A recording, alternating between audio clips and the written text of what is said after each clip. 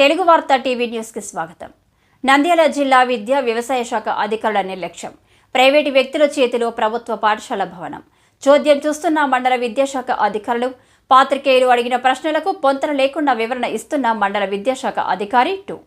నాకేం తెలియదు, కేవలం భవనం యొక్క తాళాలు మాత్రమే నాకు అందజేశారు అని మీడియాకి తెలుపుతున్న ప్రధానోపాధ్యాయుడు. స్కూల్ భవనం లేక గోడౌన్ అనే సందేహం మీడియా వారు నా దృష్టికి తెచ్చే వరకు నాకు స్కూల్ భవనంలో ఏముందో తెలియదు అని ఎంఈఓ తెలపడం హాస్యాస్పదం. రసుళ్లపేట గ్రామంలో ఫర్టిలైజర్ వ్యాపారి నిర్వాకం. ఇంత నిర్వాకానికి వ్యాపారి అధికారి బంధుత్వమే కారణమంటున్న గ్రామస్తులు. నేను వడ్డిగండ్ల స్కూల్లో హెడ్ మాస్టర్గా పనిచేస్తున్నాను. ఇప్పటికి 7 సంవత్సరాలు అయిపోయింది. ఇంతకుముందున్న హెడ్ మాస్టర్ నాకు రసుళ్లపేట బడి తాళం చేతులు ఇచ్చాడు.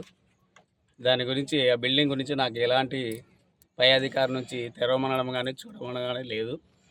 నా కేసు నా దగ్గరనే ఉన్నాయి. నేను ఎప్పుడూ ఆ రూమ్స్ తెరవలేదు. వాళ్ళు ఎవరు ఏం వాడుకుంటున్నారో నాకు తెలియదు. స్కూల్లో ఏం పెట్టారని మీకు ఐడియా ఉంది కదా? నాకేం తెలియదు సార్. ఒకసారి కరెంటు బిల్లు గురించి లోపల జరిగితే దాని బాధ్యులు ఎవరు?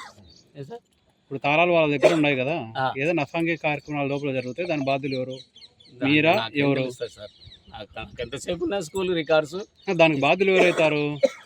బిల్డింగ్ గురించి నాకు మీ హ్యాండ్ ఓవర్లో ఉంది కదా ఇప్పుడు తాళాలు హ్యాండ్ ఓవర్లు ఉన్నాయి. అంతవరకే బిల్డింగ్ నాకు హ్యాండ్ ఓవర్ అనేది ఎప్పుడు లేదు సార్.